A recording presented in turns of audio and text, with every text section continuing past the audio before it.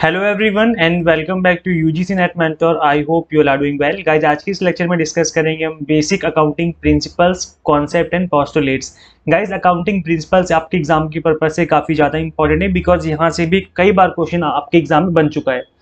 तो चलिए स्टार्ट करते हैं। वैसे मैं आपको बता दूं कि अकाउंटिंग प्रिंसिपल्स जो हैं आपने ऑलरेडी क्लास 11th में पढ़े थे। जब आपने पहली बार अकाउंटिंग के बारे में सीखा था तब आपने सीखे थे कि अकाउंटिंग के सिद्धांत क्या होते हैं, अकाउंटिंग के प्रिंसिपल्स क्या होते हैं और इनको क्यों यूज किया जाता है, इनको क्यों फॉलो करना जरूरी है। ये सब आप 11th क्लास में ऑलरेडी पढ़ चुके हैं और जब ग्रेजुएशन के फर्स्ट ईयर में थे तब भी ये आपके सिलेबस का पार्ट था। तो अभी इन चीज़ों को आप 2 बार पढ़ चुके हो अपनी लाइफ में। मैं आज की क्लास में दोबारा से पढ़ा दूंगा ताकि आप अपने एग्जाम की पर्पज से दोबारा से इन चीज़ों को कवर कर लें। तो चलिए स्टार्ट करते हैं फटाफट से और इस क्लास में समझते हैं इस टॉपिक को। So this is about me, जैसे कि आप सभी को यहाँ पे पता होगा। गाइस, अगर आप कॉमर्स का कंप्लीट कोर्स ज्वाइन करना चाहते हो तो यहाँ पर UGC net paper 1 commerce management and political science की तैयारी हम आपको करवा रहे हैं। कंप्लीट वीडियो लेक्चर जो मिलेंगे आपको ऑल 10 यूनिट्स के कॉमर्स के, वो इंग्लिश मीडियम हिंदी मीडियम में बाइलिंगुअल होंगे, जैसे कि आज की इस क्लास में मैं आपको पढ़ाने वाला हूँ। एनटीए क्वेश्चन आस्किंग पैटर्न चीज़ों को हमने कवर किया हुआ है। 100 मॉक टेस्ट मिलेंगे आपको प्रैक्टिस करने के लिए और इसके अलावा पीडीएफ नोट्स आप डाउनलोड कर पाएंगे। तो ऐसे जो आपकी तैयारी वो एग्जाम टारगेटेड हो जाएगी और कंप्लीट 10 यूनिट्स के एक एक टॉपिक एग्जाम टारगेटेड कवर हो जाएंगे।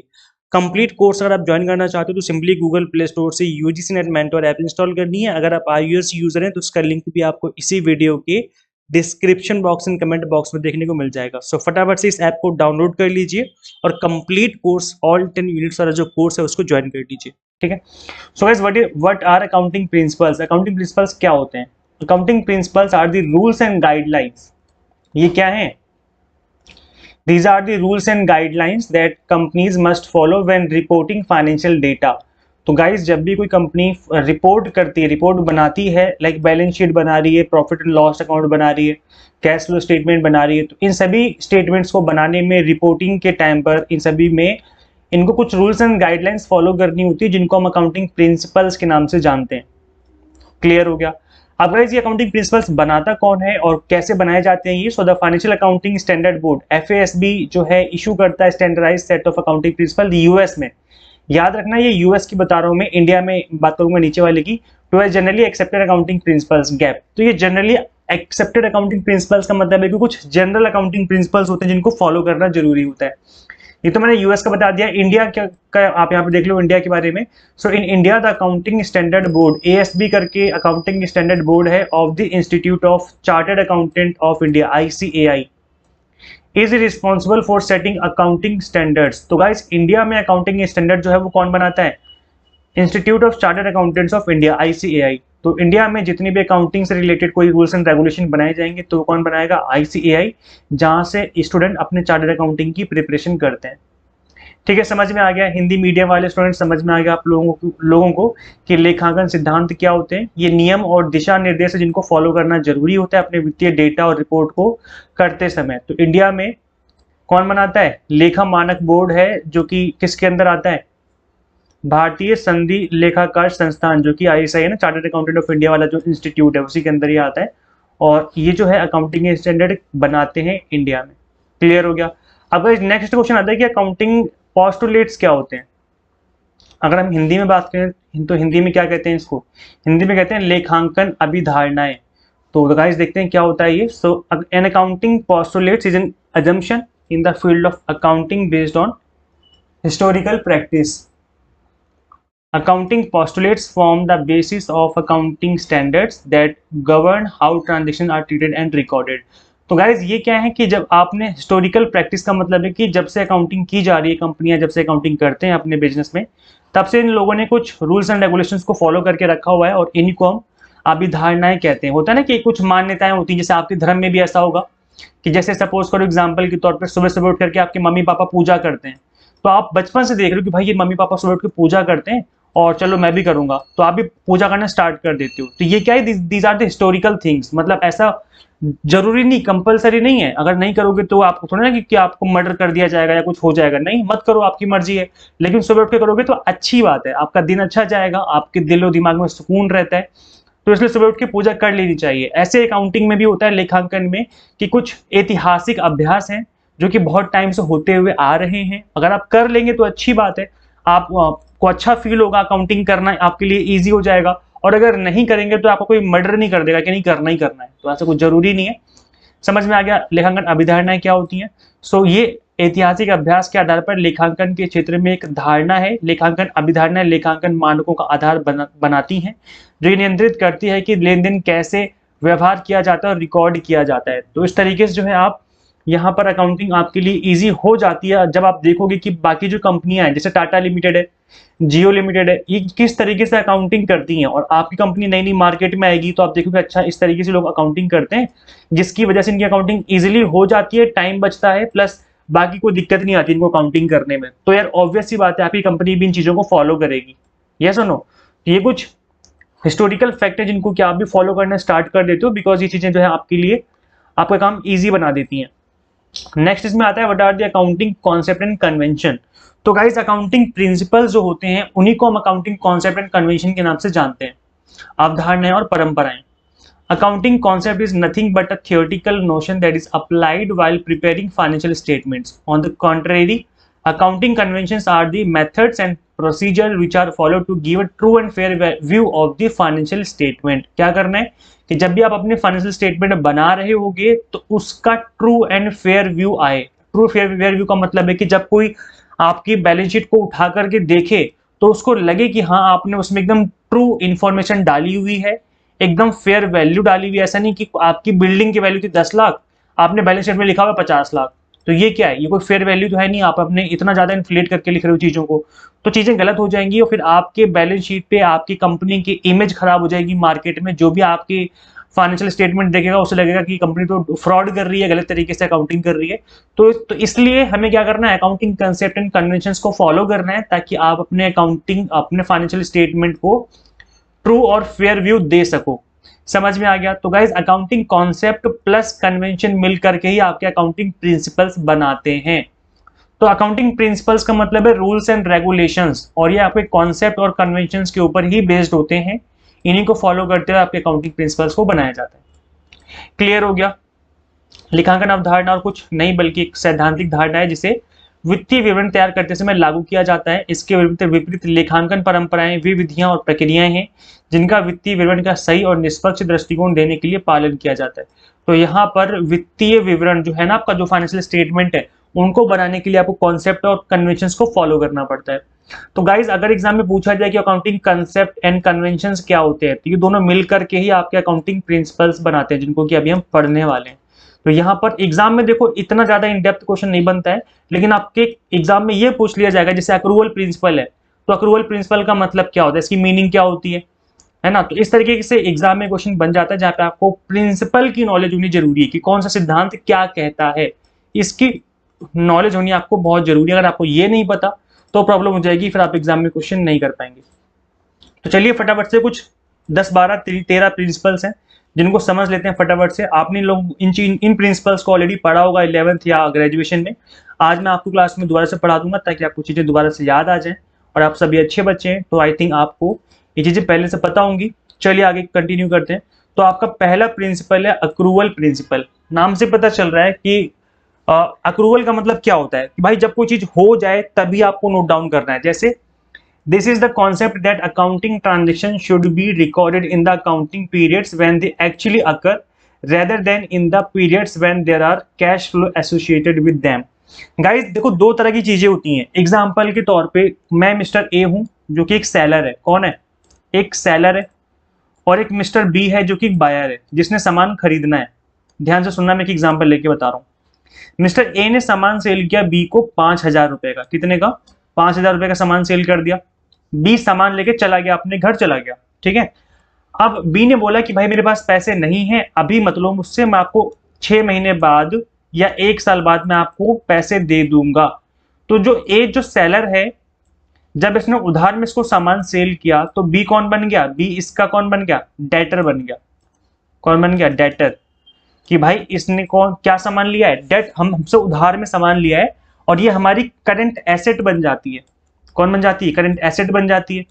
तो मिस्टर ए अपने बुक्स ऑफ अकाउंट में, अपने प्रॉफिट एंड लॉस अकाउंट में डेटर को लिखेगा कि उधार में माल सेल हुआ है, अपने बैलेंस शीट में इसको शो किया जाएगा कि भाई इतना जो सामान है वो क्या हुआ है, उधार में सेल किया गया और मेरे इतने डेटर हैं, ये सुनो करता नहीं करता, लेकिन कैश तो रिसीव नहीं हुआ ना, सामान सेल कर दिया, कैश आया नहीं, फिर भी हमने उसको नोट डाउन कर लिया अपने बुक्स ऑफ अकाउंट में कि 5,000 रुपए के इक्वल में हमारे डेटर क्रिएट हो चुके हैं, जिसका फंड हमें 6 महीने 1 साल बाद मिल जाएगा।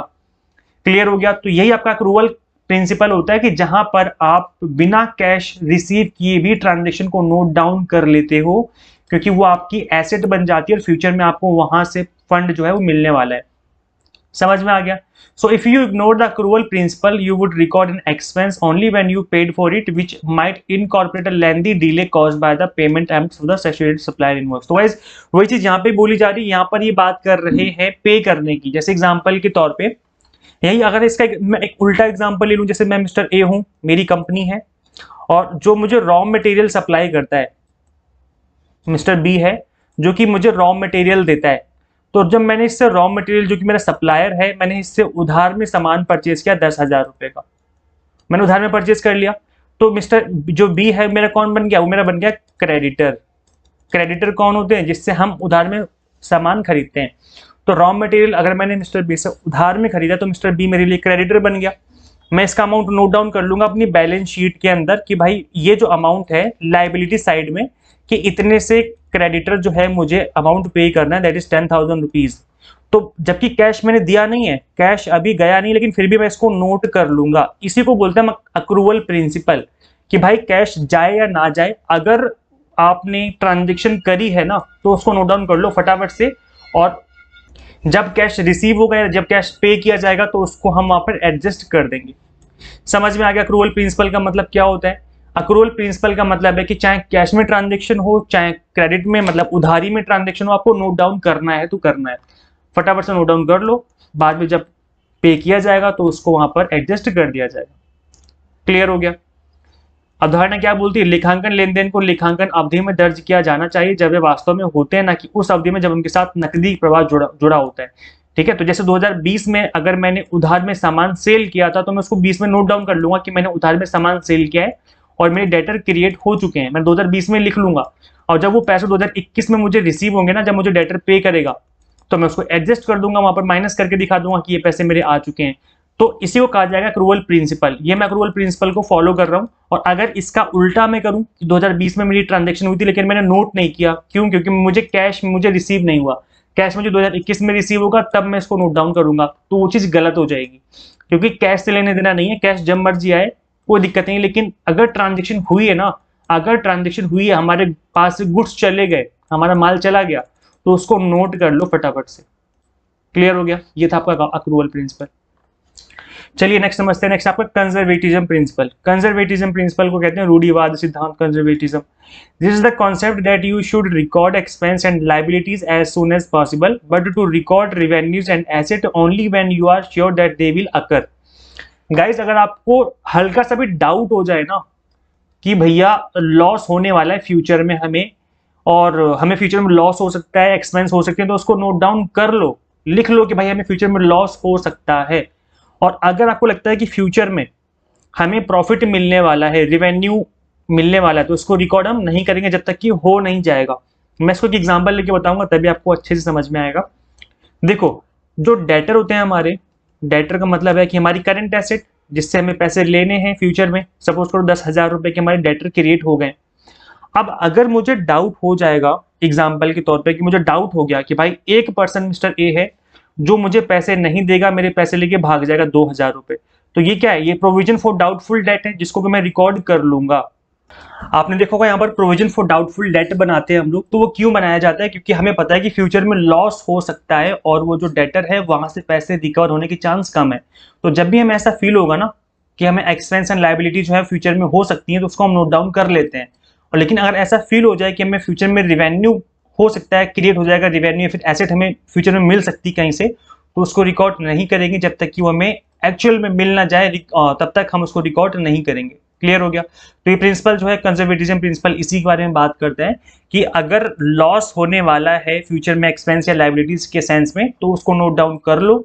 और इसी प्रिंसिपल के बेस पे ही हम provision for doubtful debt, provision for DD बनाते हैं ना, डाउटफुल डेट, और इससे रिलेटेड कुछ भी प्रोविजन बनेगा जो कि ये दिखाता है कि फ्यूचर में लॉस हो सकता है हमें, तो उससे रिलेटेड जो चीजें हम इसको नोट डाउन कर लेते हैं। ऐसे ही प्रोविजन बनाते हैं हम, प्रोविजन फॉर डेप्रिसिएशन बनाते हैं ना, तो वो भी यही होता है कि फ्यूचर में जो है एक्सपेंसेस वगैरह होने की चांस है, क्योंकि हम अपनी मशीन को रिप्लेस करेंगे। जब हमारी मशीन की जो लाइफ है 20 साल की लाइफ है, मशीन को हमने 20 साल यूज कर लिया और वो जो लाइफ है उसकी खत्म हो गई, तब हमें न्यू मशीन लेनी पड़ेगी। तो हमें पता है कि फ्यूचर में ये एक्सपेंस होने वाला है, और इसीलिए हम प्रोविजन फॉर डेप्रिसिएशन बनाते हैं। क्लियर हो गया? तो इसी प्रिंसिपल के ऊपर जो है ये जो कॉन्सेप्ट है वो हमारे बेस्ड रहते हैं। चलिए आगे बढ़ते हैं, आई होप आपको समझ में आ गया है। कंसिस्टेंसी प्रिंसिपल, ये तो बहुत इजी प्रिंसिपल है। कंसिस्टेंसी में क्या होता है कि भाई जो भी रूल्स आप फॉलो कर रहे हो उन चीजों को फॉलो करते रहो, बार बार चेंज मत करो। जैसे एग्जांपल के तौर पे, अगर आप फाइनेंशियल ईयर फॉलो कर रहे हो, दैट इज 1 अप्रैल से लेकर के 31 मार्च, अगर आप ये वाला ईयर फॉलो कर रहे हो किस चीज में, अपने अकाउंटिंग स्टेटमेंट को बनाने में, बैलेंस शीट को बनाने में, तो अब हर साल आपको 1 अप्रैल से 31 मार्च ही फॉलो करना चाहिए। ऐसा ना हो कि आप नेक्स्ट ईयर 1 जनवरी से 31 दिसंबर तक वाला जो ईयर होता है उसको फॉलो करने लग जाओ, तो इसमें क्या है, कंसिस्टेंसी नहीं रहेगी। तो इस बात को यहाँ पर मानना चाहिए हमें अपनी कंपनी में कि भाई जिस भी चीज को हम फॉलो कर रहे हैं उस चीज को हम कंटिन्यूसली फॉलो करते रहें।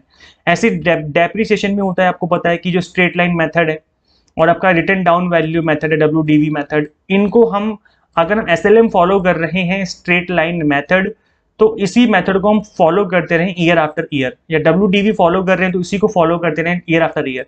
अब इसका मतलब ये नहीं कि आप चेंज नहीं कर सकते, आप इस मेथड से इस मेथड पे आ सकते हो, लेकिन एक बार, ऐसा नहीं कि आपने 1 साल ये कर लिया, अगले साल फिर ये कर लिया, फिर उसके अगले साल फिर से कर लिया, अगले साल फिर से कर लिया, तो ऐसा नहीं करना है आपको।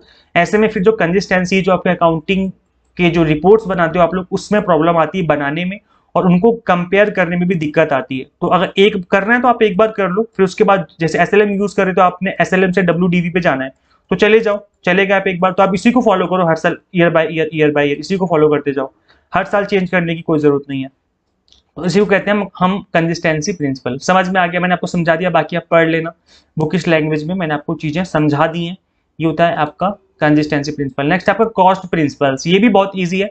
कॉस्ट प्रिंसिपल का मतलब होता है कि जो भी एसेट या जो भी एक्सपेंस आपके हुए हैं उसको उसी वैल्यू, उसी कॉस्ट पे आप नोट डाउन करें, ना कि मार्केट वैल्यू पर। तो ये जो है मैं बता देता हूँ इसके एग्जांपल लेकर के। सपोज करो आपने बिल्डिंग परचेज करी, 10 लाख की बिल्डिंग परचेज करी आपने आज, पता चला कि भाई 2 साल के बाद उस बिल्डिंग की जो वैल्यू है, जो कॉस्ट थी हमारी 10 लाख, वो अब मार्केट वैल्यू उसकी हो चुकी है 25 लाख रुपए। तो अकाउंटिंग प्रिंसिपल कहते हैं कि 10 लाख में ही नोट डाउन करनी है हमें ईयर बाय ईयर, ये नहीं कि 25 लाख में नोट कर लो आप अगले साल, ये मार्केट वैल्यू है और ये आपकी कॉस्ट है, तो हमें कॉस्ट को ही नोट डाउन करना होता है, ना कि मार्केट वैल्यू को।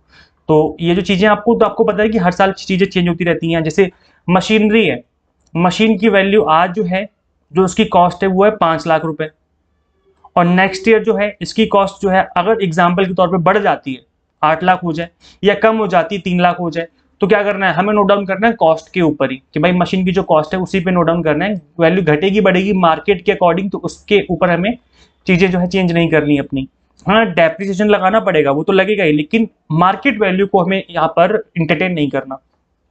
वैसे जो ये वाला प्रिंसिपल है बिकमिंग लेस वैलिड, पहले से कम पॉपुलर हो गया है, काफी लेस वैलिड हो गया है, क्योंकि आज के टाइम पर जो कंपनियां हैं वो इस चीज को एडजस्ट करके चल रहे हैं कि भाई मार्केट में क्या वैल्यू चल रही है, तभी तो पता चलेगा ना कि कंपनी की एक्चुअल वैल्यू क्या है ना। क्योंकि सपोज करो एग्जांपल के तौर पे, अगर कंपनी की बिल्डिंग 10 लाख की आपने खरीदी थी, आने वाले 5 साल बाद उस बिल्डिंग की वैल्यू 1 करोड़ हो जाती है, लेकिन आप अभी भी 10 लाख लिख के चल रहे हो, तो अगर आप अभी भी 10 लाख के लिख के चलोगे तो हमें नहीं पता चलेगा ना कि कंपनी की वैल्यू कितनी है। क्या पता कंपनी के पास बिल्डिंग 1 करोड़ की हो गई है और आप उसको 10 लाख में शो कर रहे हो, तो ये ट्रू पिक्चर शो नहीं होगी।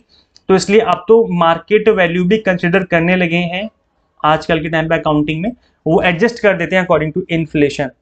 और हमने सुना होगा इन्फ्लेशन अकाउंटिंग के बारे में। इन्फ्लेशन अकाउंटिंग क्या होती है, जहां पर आप महंगाई को एडजस्ट कर देते हो अपने अकाउंटिंग करने टाइम पर, तो उसको हम इन्फ्लेशन अकाउंटिंग के नाम से जानते हैं। समझ में आ गया?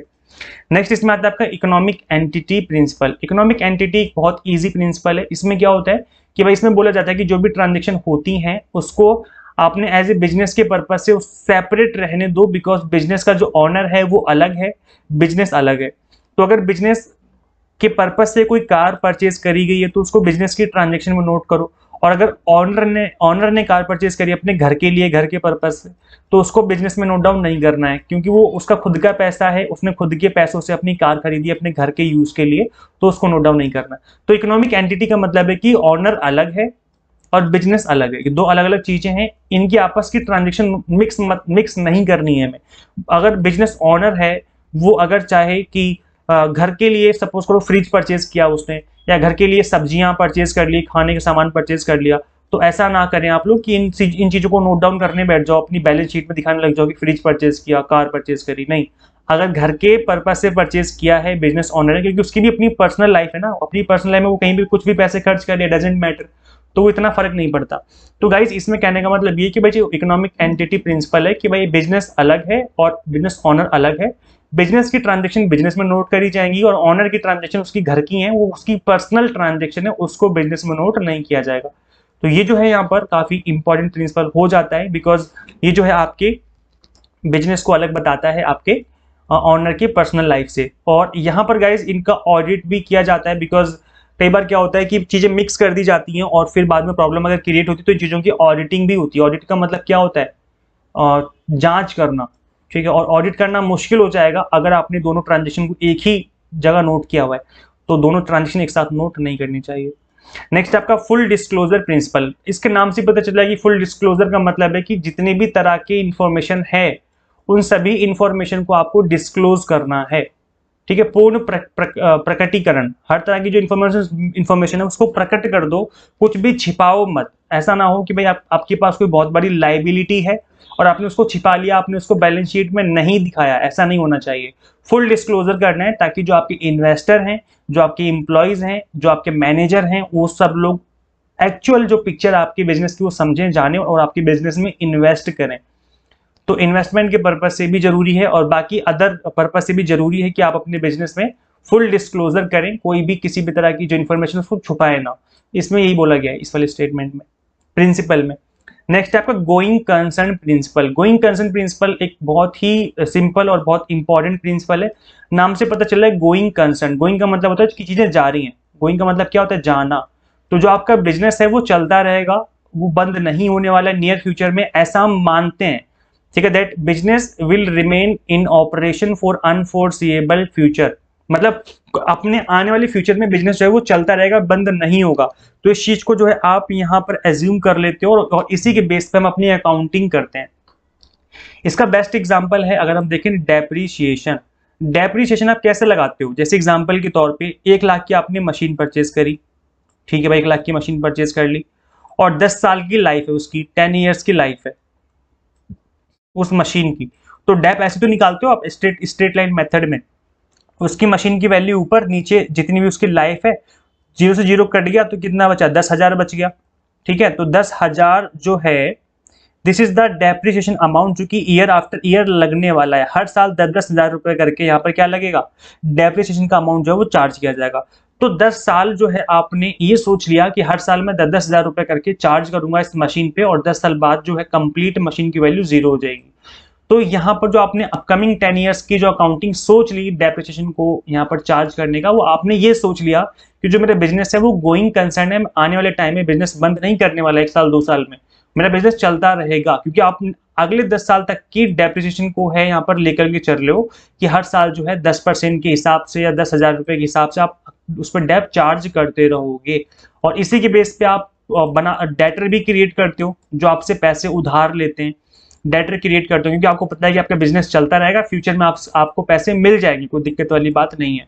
और इसी के कॉन्सेप्ट प्रिंसिपल के बेस पे आप लोन लेते हो बिजनेस के लिए जो लोन लिया जाता है 5 साल 10 साल के लिए।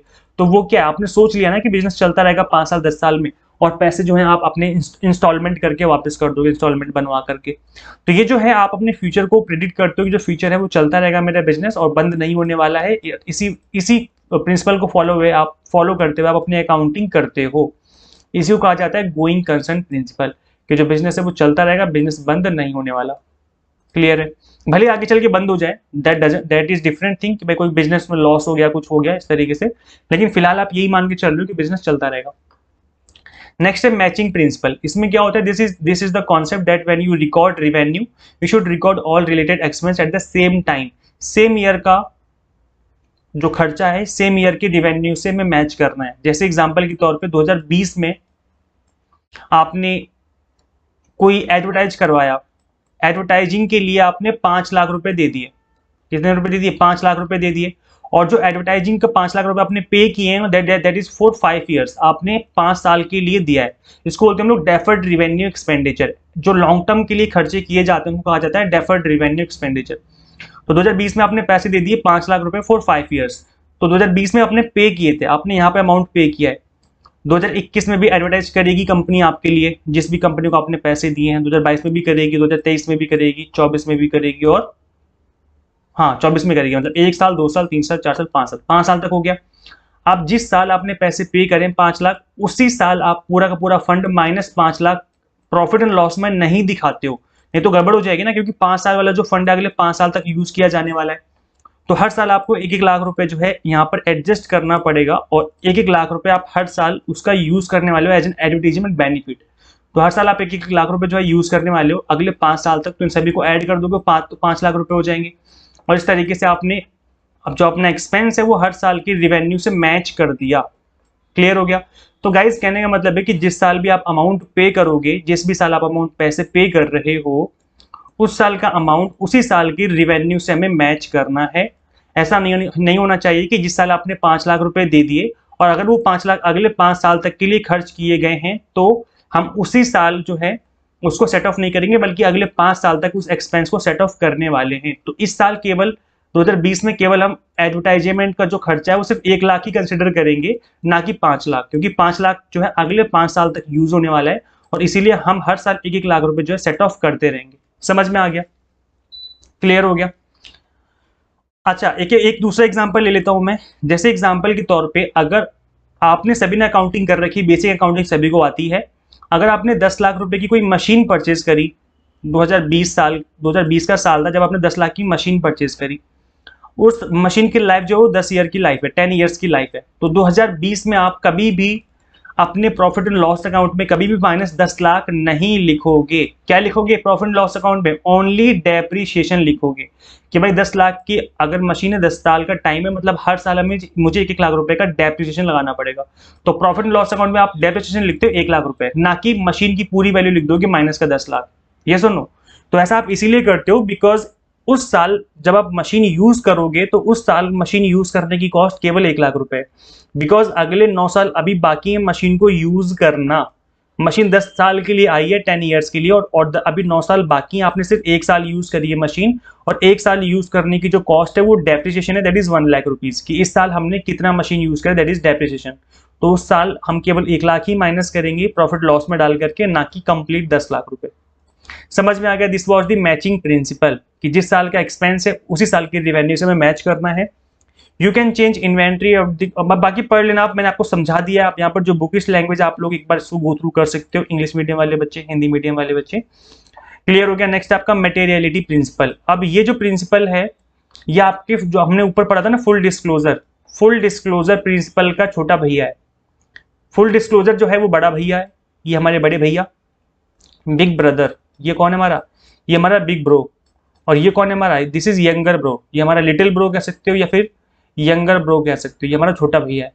ऐसे क्यों बोल रहा हूं मैं? क्योंकि मटेरियलिटी प्रिंसिपल में ये बोला गया है कि आपको उन सभी फैक्ट को डिस्क्लोज करना पड़ेगा, कंपलसरी है डिस्क्लोज करना, जो कि किसी के इन्वेस्टमेंट डिसीजन को अफेक्ट कर सकते हैं। क्या बोला गया? कि भाई disclosure of all material fact, जो कि इंपॉर्टेंट फैक्ट है, is compulsory, but it does not imply that even those figures which are irrelevant are to be included in financial statement। जो कि irrelevant है उनको मत दिखाओ, कोई दिक्कत नहीं है, लेकिन जो कि relevant है, जिससे डिसीजन जो यूजर है उसके डिसीजन पे असर पड़ेगा, उन सभी को आपको डिस्क्लोज करना है। ठीक है? उन्हीं वस्तुओं सेवाओं सूचना को खुलासा किया जाना चाहिए जिनका भौतिक प्रभाव हो और जो उपयोगकर्ताओं के लिए प्रासंगिक हो। जो डिसीजन मेकर, जो आपका इन्वेस्टर है, उसके डिसीजन को बहुत ही हद तक अफेक्ट कर सकता है, उन सभी फैक्ट को आपको डिस्क्लोज करना पड़ेगा, जरूरी है डिस्क्लोज करना। तो मटेरियलिटी प्रिंसिपल में यह बोला जा रहा है कि सभी इंपॉर्टेंट फैक्ट को डिस्क्लोज करना जरूरी है।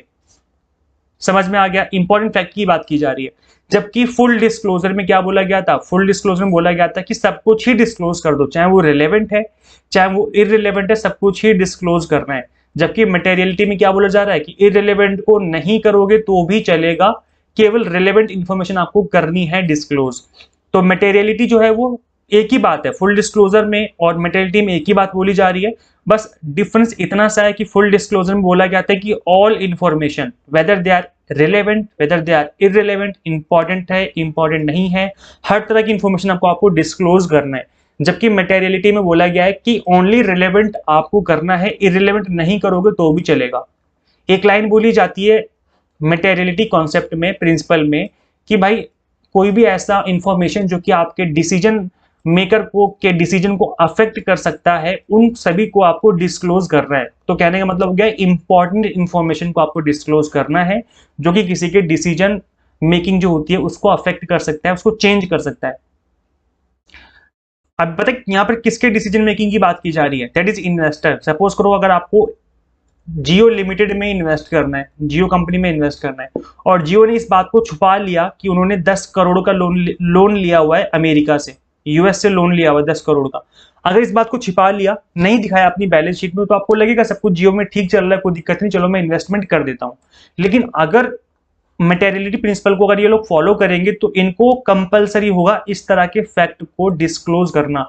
क्योंकि अगर मुझे ये लगा ना कि 10 करोड़ का तो इन्होंने लोन लेकर रखा हुआ है, ये लोग मुझे क्या रिटर्न करेंगे, पहले ये लोन अपना वापसी करेंगे तो मुझे, या फिर मुझे इन्वेस्टमेंट पे मेरा रिटर्न देंगे, तो मुझे तो डिविडेंड कम पे किया जाएगा, तो मैं इन्वेस्टमेंट नहीं करूंगा फिलहाल के लिए।